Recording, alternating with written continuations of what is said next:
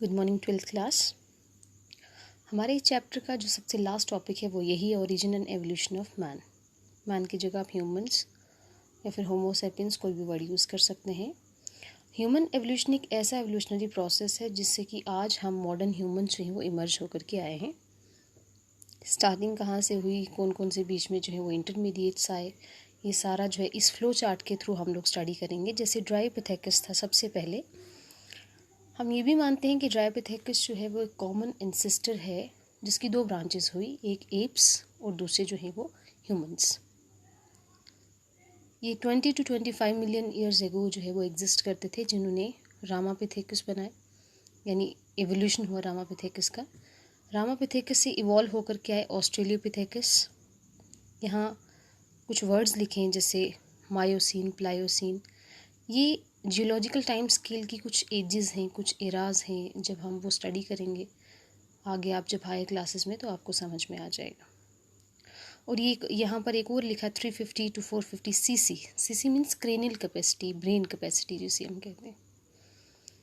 फिर होमो हॉबिलस इवॉल्व होकर के आए, जिसे हम फर्स्ट फॉसिल मैन कहते हैं, जिसने टूल का यूज़ करना जो है वो शुरू कर दिया। इसे हम टूल मेकर भी कहते हैं। उसके बाद होमो इरेक्टस आए, फिर होमो सेपियंस फॉसिल्स आए, और फिर आज मॉडर्न होमो सेपियंस सेपियंस हमारे पास। लिखने का तरीका क्या है? ड्राइपिथेकस को अलग से अंडरलाइन करना है, अफ्रीकन्स को अलग से।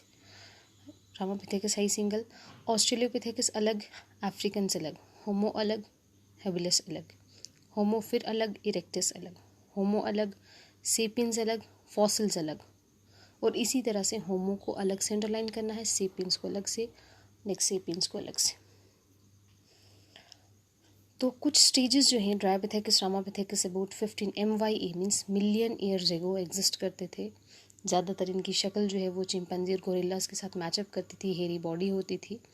रामापिथेकस जो है वो बिल्कुल मैन लाइक लगता था, लेकिन ड्राइपिथेकस जो है वो एप लाइक लगता था। ये है पिक्चर, आप यहाँ से देख सकते हैं। ड्राइपिथेकस फर्स्ट वाली पिक्चर है ब्लैक एंड वाइट, ये एप्स से रिजेंबल करती है, और रामापिथेकस जो है वो ह्यूमंस के साथ रिजेंबल करती है। सेकेंड एवोल्यूशन हुआ फिर ऑस्ट्रेलियोपिथेकस का अबाउट 2 मिलियन ईयर्स एगो। ये ईस्टर्न अफ्रीका में जो है वो वहाँ के जो ग्रासलैंड्स हैं वहाँ पर ये रहते थे। ये स्टोन वेपन्स का यूज़ करते थे, लेकिन कम्प्लीटली नहीं, मतलब बस शुरुआत की थी इनने, ज़्यादा इनके पास नॉलेज इससे रिलेटेड नहीं थी। और फ्रूट्स वगैरह जो हैं उनके ऊपर फीड करते थे। इनको हम एप्स और मैन का इंटरमीडिएट भी कहते हैं। फिर आए होमो हॉबिलस, जिन्हें हम लोग टूल मेकर भी कहते हैं। इन्होंने स्टोन से अच्छे अच्छे टूल्स बनाने जो हैं वो शुरू कर दिए थे। इनकी ब्रेन कैपेसिटी जो है वो 650 से लेकर के 800 cranial capacity, CC means cranial capacity.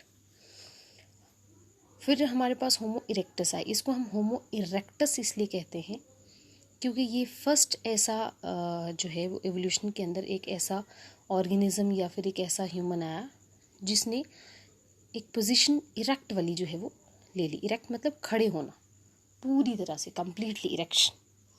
जैसे पहले मैं कह रही हूँ एप लाइक थे, तो मोस्टली वो किस तरह से चलते थे? जैसे एप्स चलते हैं, दोनों बाजू भी नीचे रखना टांगों के साथ साथ, या कहीं एक बाजू रखना, या फिर जो है वो अगर बाजू नीचे नहीं रख रहे हैं लेकिन कंप्लीटली जो वो खड़े नहीं हो पा रहे हैं, जैसे कमर झुका के चलना, तो होमो इरेक्टस हम इरेक्ट कहते हैं क्योंकि ये पहले जो हैं वो इरेक्ट पोजीशन के अंदर आ गए थे। और इनकी ब्रेन कैपेसिटी बहुत अच्छी खासी थी, 900 सीसी। और इन्होंने जो है वो अब टूल्स बनाने हॉबिलस ने शुरू किए, लेकिन उन टूल्स के साथ शिकार करके जो मीट वगैरह खाना है वो इरेक्टस ने शुरू कर दिया था। फिर है निएंडरथल मैन। इनकी ब्रेन कैपेसिटी 1400 सीसी थी, और सेंट्रल एशिया में ये कहीं जो है वो थे। और ये जो है वो ह्यूमन से रिजेंबल बहुत हद तक करते थे, क्योंकि वो अपने आप को हाइड करते थे, पत्ते वगैरह जिस तरह से यूज़ करना, और अपने जो है वो डेड वंस उनको बरी कर देना। तो मतलब ह्यूमंस के साथ बहुत ज़्यादा रिजेंबलेंस, होमो जो करंट आज मॉडर्न ह्यूमंस हैं उनके साथ बहुत ज़्यादा रिजेंबलेंस है इनकी। और लास्ट पे हमारे पास आते हैं होमो सेपियंस या फिर मॉडर्न मैन। होमो सेपियंस, सेपियंस में हम लोग यूज़ करते हैं इसके लिए वर्ड। माना जाता है कि ये अफ्रीका के अंदर जो है वो इनका एवोल्यूशन हुआ है, और वहाँ से फिर ये अलग अलग कॉन्टिनेंट्स के अंदर आए हैं। आइस एज जो जिसका मोस्टली जो 75,000 से लेकर के 10,000 के बीच का जो टाइम है, इसे माना जाता है कि इस टाइम पे एवोल्यूशन जो है वो हुआ है होमो सेपियंस का। और ये जो है वो पहले केव आर्ट करते थे, जैसे आपने छोटी क्लासेस में अर्ली मैन के बारे में पढ़ा होगा, केव आर्ट करना। फिर अर्ली मैन किस तरह से स्टेप बाय स्टेप व्हील बनाया, एग्रीकल्चर किया, ह्यूमन सेटलमेंट स्टार्ट की, तो ये पूरा इसी के अंदर आ जाता है, होमो सेपियंस के अंदर ही।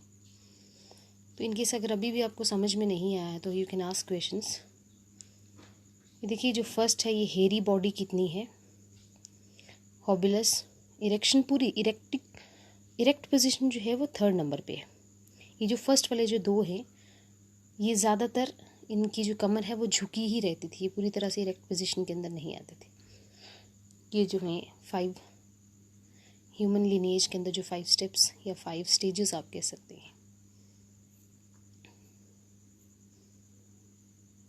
ये क्रेनियल कैपेसिटी से रिलेटेड कुछ है, अगर आप करना चाहें तो करें, कि कितने मिलियन ईयर्स एगो जो है वो किस तरह से हुआ, कौन सी ब्रांचिंग हुई। ये अभी नहीं किया जाता मोस्टली, जब हम हायर क्लासेस में जाते हैं तो जो मैंने आपको 5 स्टेजेस बताई ना, इनमें भी आगे स्टेपिंग होती है। कुछ वो एक्सटिंक्ट हो, जावा मैन है, वो भी आपने जो है वो नहीं इतना पढ़ना है। तो इस पिक्चर को अगर आप नहीं भी करेंगे तो कोई ज़रूरत नहीं है, यहाँ तक आपके लिए बहुत है।